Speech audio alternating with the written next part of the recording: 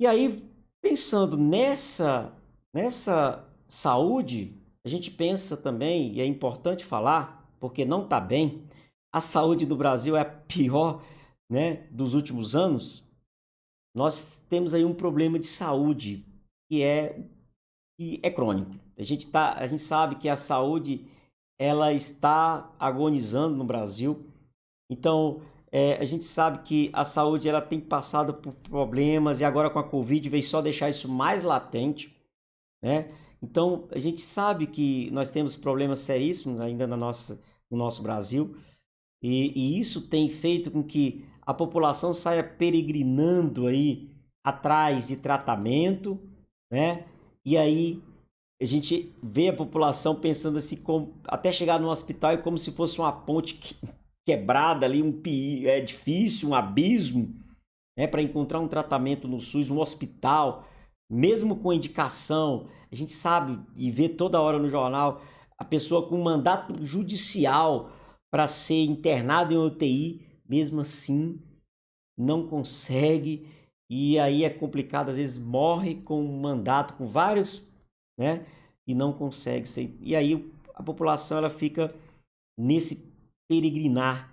E aí quando chega nos hospitais ou no posto de saúde é como se aquelas filas intermináveis, fichas para atendimentos, e aí demora um mês, seja o paciente com câncer, seja o paciente com a dor de cabeça somente, o tempo de espera, isso faz com que, né, igual o tiozinho aí, que tá, já está com teia de aranha esperando um tratamento. Então, isso é só para ilustrar de o quanto que a população aí está nessa peregrinação. Aí eu pergunto para vocês, vocês que estão aí me assistindo, para onde é que, se ele não encontra um atendimento no SUS ou não tem condição no privado, para onde é que esse paciente vai?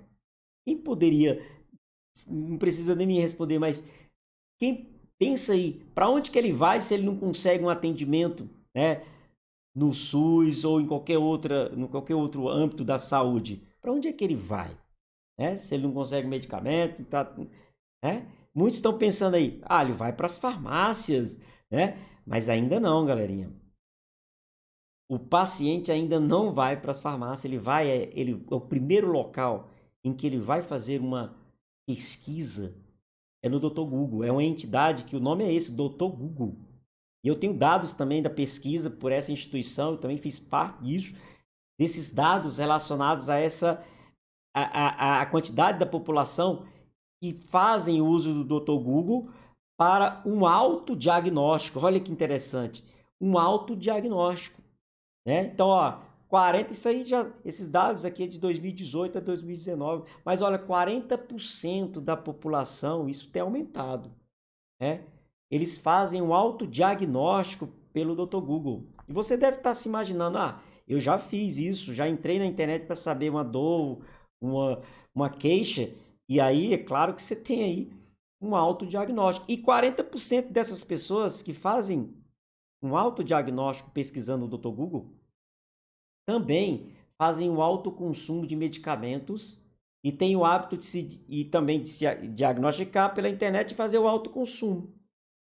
Ou seja, encontra a doença e aí vai lá, né, a possível doença que ele colocou lá no Google, o Google vai dar uma leva de doenças lá, e aí ele também já faz a pesquisa do medicamento, e ele encontra lá vários medicamentos, e aí que está o perigo.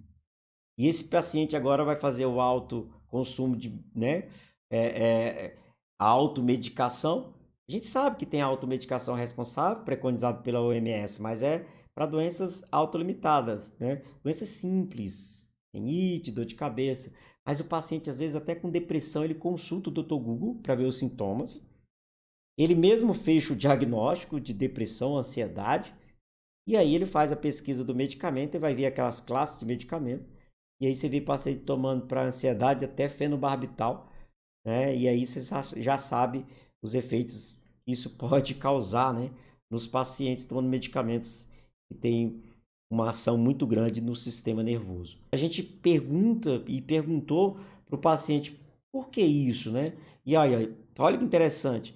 Brasília, 66% em primeiro lugar, depois vem 59% Salvador, Vitória, Natal, João Pessoa. Então, a gente vê que são os locais até que parece mais desenvolvido, que tem aí esse alto consumo, e Brasília está aí em primeiro lugar aí nesse processo de autodiagnóstico e também o alto consumo, né? Utilizando aí a ferramenta do Dr. Google, né? Mas aí tem alguma justificativa. O paciente fala, olha, é muito caro, né? Afirmam que os prontos-socorros estão e hospitais estão lotados, 41% fala isso, 17% fala que a consulta médica é cara, você vê 9% aí fala que acredita que a busca pela internet são mais eficientes, 18% não considera a opinião do médico importante, 7% acusa que o médico é um profissional inacessível. Então são várias as justificativas em que o paciente dá para essa busca no Dr. Google, né? Fazendo aí um autodiagnóstico e também um alto consumo de medicamentos por essas pesquisas. Tá vendo? Tem muita coisa em que a gente tem que ficar ciente disso. A população está sim procurando modos de se tratar, até mesmo porque a saúde era às vezes tá num problema sério aí e o paciente lança mão de vários recursos. E isso, né? Eu vou falar um negócio que parece até meio complicado, né? Até meio cruel.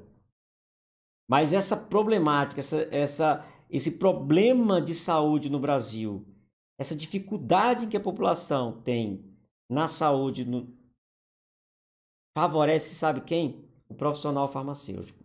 É triste falar assim, mas toda essa problemática favorece o profissional farmacêutico. Favorece as drogarias, favorece as farmácias. Por quê? Porque, e nós vamos ver que tem leis que embasam isso, a 13021 de 2014, que diz que farmácia é estabelecimento de saúde. Então a população começa a entender isso e começa a buscar mais outros campos para se tratar. E aí encontra um profissional qualificado lá naquela drogaria, naquela farmácia, e aí esse paciente continua na peregrinação dele aí rumo a uma busca, né, de soluções aí para o seu problema de saúde. E aí chega na farmácia, né?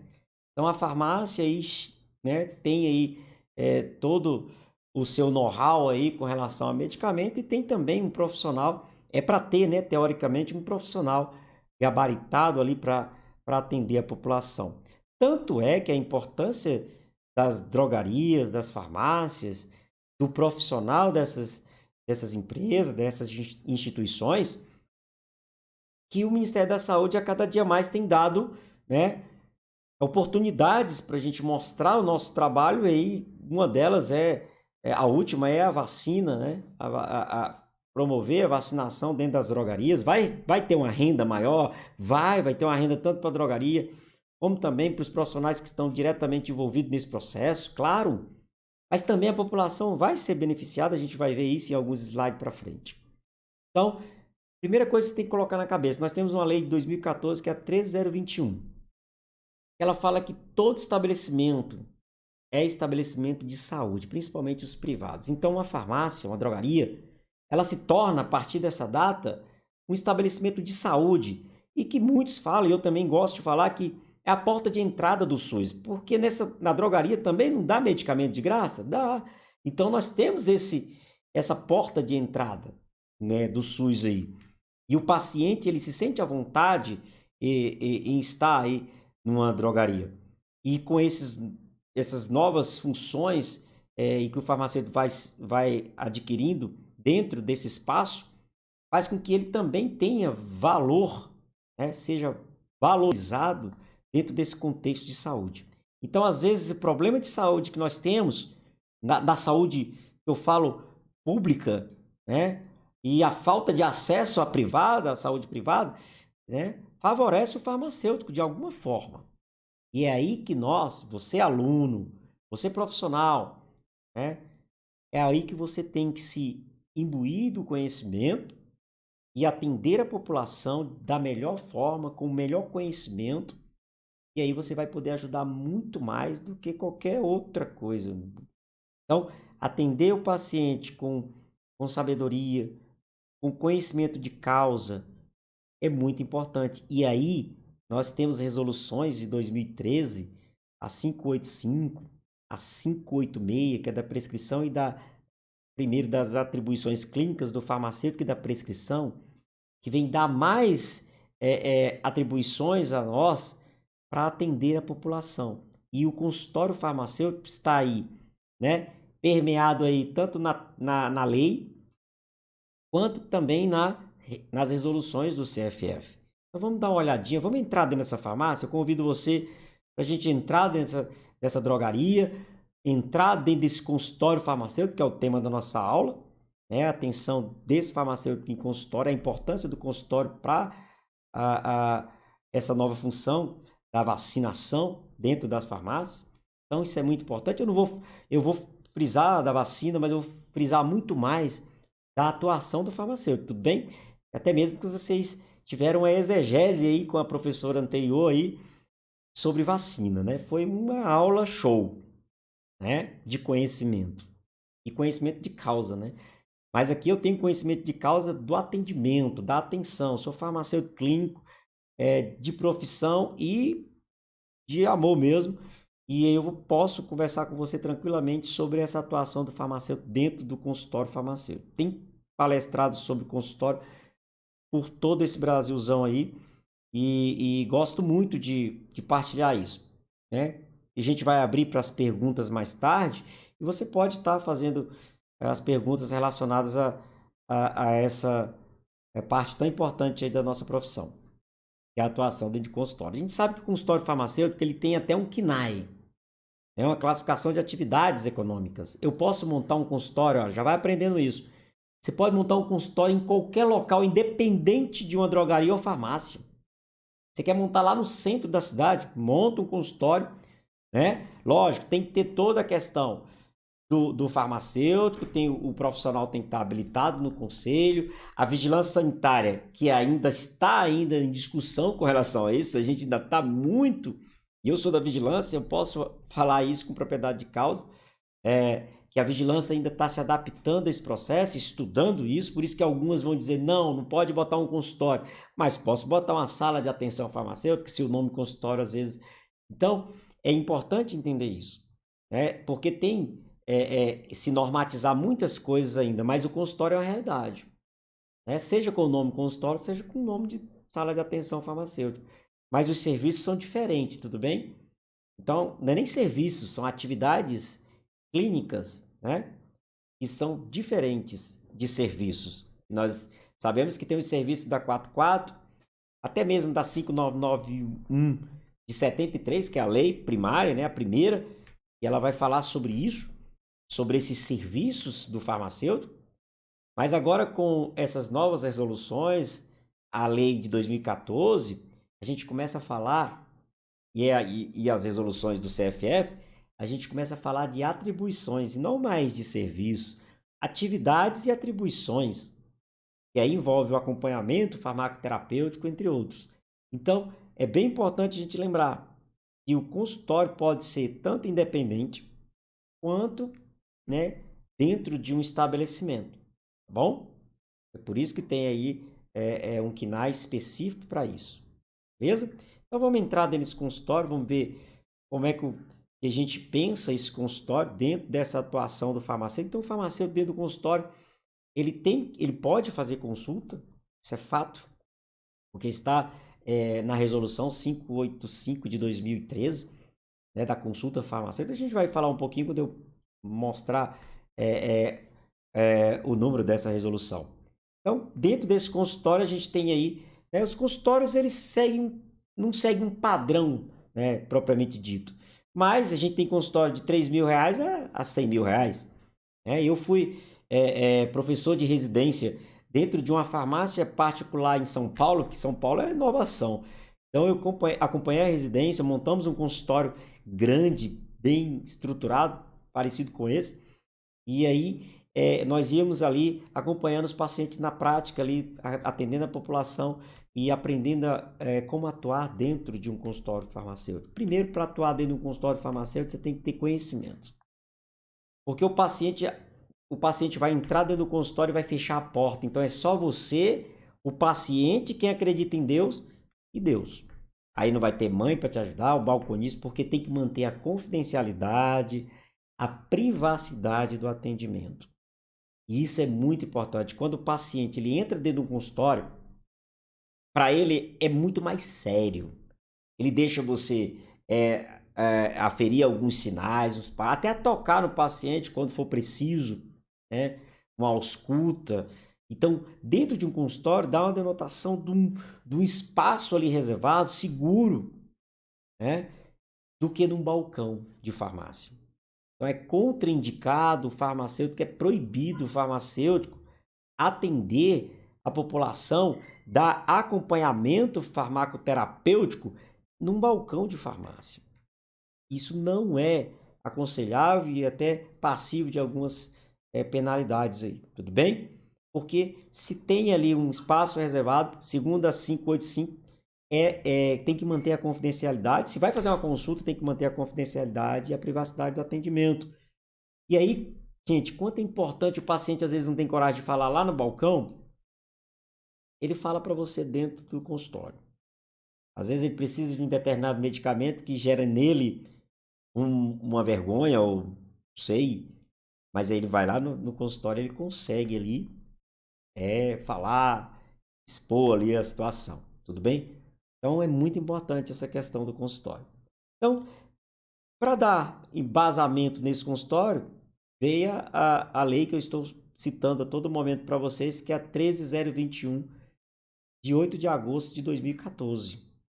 Ela que dispõe sobre a fiscalização das atividades farmacêuticas, que também dispõe sobre que farmácia é estabelecimento de saúde, dispõe sobre a possibilidade desse consultório, dispõe sobre a possibilidade, e aí trouxe isso para nós, que é os serviços de vacinação dentro das farmácias. Então essa lei foi um marco, né? Porque ainda está bem recente. Eu fiz parte dessa luta, quantos empurrões eu levei lá no Congresso para essa lei não ser engavetada, né? Porque tinha outra que falava ou dava moção a que farmácia é estabelecimento comercial, e isso poderia gerar um grande problema, que aí não precisaria de um farmacêutico atuando. Então lá no Congresso foi bem complicado e bem tenso. A gente trouxe farmacêuticos de todo o Brasil para tentar engrossar esse caldo na época. Então o lema era farmácia só com farmacêutico, drogaria só com farmacêutico. Então era bem incisivo mesmo. Então foi muito importante isso.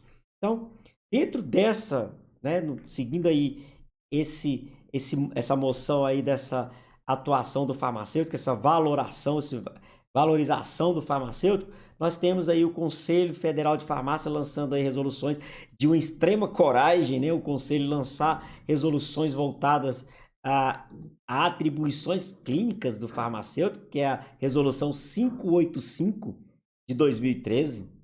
E aí tem também, olha, a maior coragem ainda foi a prescrição farmacêutica, resolução 586 de 2013 do CFF, falar sobre prescrição farmacêutica, algo que é até complicado de se falar, um farmacêutico prescrevendo, então gerou muita polêmica. Muitos conselhos de classe entraram na justiça, principalmente de medicina, você sabe disso, não precisa nem falar, porque muitos processos relacionados a isso, a atuação dos advogados do Conselho de Medicina, mas em todas essas instâncias, até no Supremo Superior, né, Tribunal de Justiça, não teve como derrubar. Então, a resolução número 585 de 2013, mais uma vez, a Justiça reafirma a legalidade das atribuições clínicas do farmacêutico. Isso é muito importante. Também das atribuições, porque nada fere o outro profissional com relação. Nós podemos prescrever medicamentos? Sim, podemos, mas medicamentos que não necessitam de uma receita médica, que não precisam de uma prescrição. Então, são medicamentos que já são isentos de prescrições, mas não são isentos de efeitos adversos. Então, quando diz o farmacêutico só prescreve medicamento que não precisa de prescrição, beleza, eles são isentos de prescrições.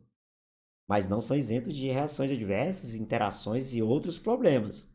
E nós somos esses profissionais. E tem mais, na própria resolução 586, fala que nós podemos prescrever outros medicamentos, desde que, galerinha, tenha um diagnóstico prévio, desde que esteja inscrito em programas, né, em protocolos, né, em âmbito de instituição pública ou privado, em que outro prescritor autorize. Então, desde que. Então, se nunca acontecer isso, o farmacêutico não vai estar prescrevendo medicamentos que exijam uma receita, né, uma prescrição, desculpa, se uma prescrição médica. Então, mas eu, como farmacêutico clínico, eu não quero prescrever, eu quero tirar medicamento da população. O meu intuito é retirar esses medicamentos que às vezes tanto causam mal. E aí, dentro dessa resolução 585, meu querido aluno, profissional de enfermagem, de farmácia, os que estão aí nos assistindo, essa resolução ela tem um âmbito muito grande no que no tocante à nossa atuação como farmacêutico. Por exemplo, essa resolução que diz que eu posso, como farmacêutico, solicitar exames laboratoriais.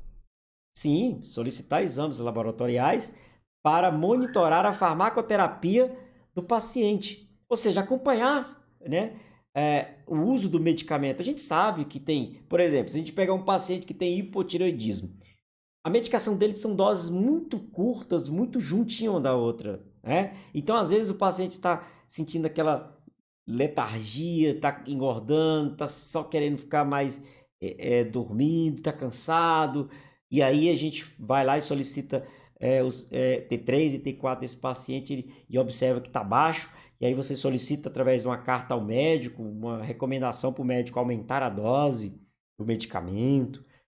Às vezes o paciente chega no consultório reclamando que está com muita sede e também está urinando muito em horários, né, diversos, polidipsia, polifagia, comendo muito, emagrecendo, né, poliúria, e entre outros. E aí você solicita ali os exames laboratoriais ali para monitorar o TGO, ou seja, um teste de tolerância oral, ou vai um teste de glicemia em jejum, ou seja, solicita, né? E também nós podemos interpretar parâmetros bioquímicos, né? Isso está escrito em resolução. É essa mesmo que ninguém mais derruba. Então, é muito importante isso. E também agir como auxiliar, ou seja, o farmacêutico, segundo a resolução, ele pode auxiliar. E olha, eu não tenho vergonha nenhuma de dizer que eu sou um auxiliar de médicos, porque eles que podem prescrever todos os medicamentos. Então, eu não tenho nenhum, né, preconceito com relação a dizer que eu sou auxiliar de médico. Eu sou o melhor auxiliar do médico. Por quê? Porque eu posso auxiliar na adição do medicamento, na substituição, no ajuste e na interrupção. Então, se eu sou um bom auxiliar, eu consigo ajudar a população, porque o que tem de profissionais prescrevendo medicamento de forma errada e não explicando os efeitos adversos, e nós, com esse conhecimento prático do medicamento, a gente pode sugerir, ou seja, através de um parecer farmacológico, a retirada, o ajuste, né? Ou a interrupção ali, ou a troca desse medicamento por um mais. Lógico, você identifica o problema, mas você também dá uma solução. E aí eu ainda coloco ainda, sugiro, doutor, que o senhor prescreva esse medicamento para esse paciente que ele vai. Então, o conhecimento te faz ser o melhor na sua área. Então, não tem que ter preconceito. Meu Deus, só sou auxiliar sim. Bom, nós somos e temos que ser os melhores auxiliares. Mas não no sentido pejorativo, uma coisa baixa. Não. Farmacêutico é farmacêutico, médico é médico. Então, toda vez que você estiver numa reunião multidisciplinar com um monte de profissionais, se você estiver lá naquela reunião junto com o Dr. House, lembra daquela equipe do Dr. House, daquela série?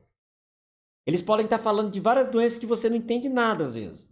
Mas se ele falar de medicamento, você, farmacêutico, tem que ser a autoridade máxima. Não é médico, não é enfermeiro, não é fisioterapeuta, não é odontólogo, não é veterinário. Se falar de medicamento, o farmacêutico tem que ser autoridade máxima, porque é o que nós estudamos. Você está estudando como aluno, você profissional já estudou, você tem que estudar sempre e ser o maior conhecedor desses medicamentos. Você tem que ser o primeiro a informar efeitos adversos, reações adversas, efeitos colaterais, se esse medicamento está, sim, indicado para aquela doença ou não. Será que não tem tratamentos novos? É assim que eu trago nessa semana do farmacêutico para vocês que estão estudando e para vocês que já são farmacêuticos. Hoje a gente tem uma gama de profissionais que não sabe mecanismo de ação de fármaco. Se não sabe mecanismo de ação de fármaco, também não sabe interações. E se não sabe interações, não consegue ajudar o paciente e também não consegue prever reações adversas. Então, fica a dica. Estudar, estudar, estudar, até que o Goodman vire um gibi, né? Quase uma leitura de gibi, porque a gente tem que estudar tanto para ficar fácil a leitura do Goodman, né?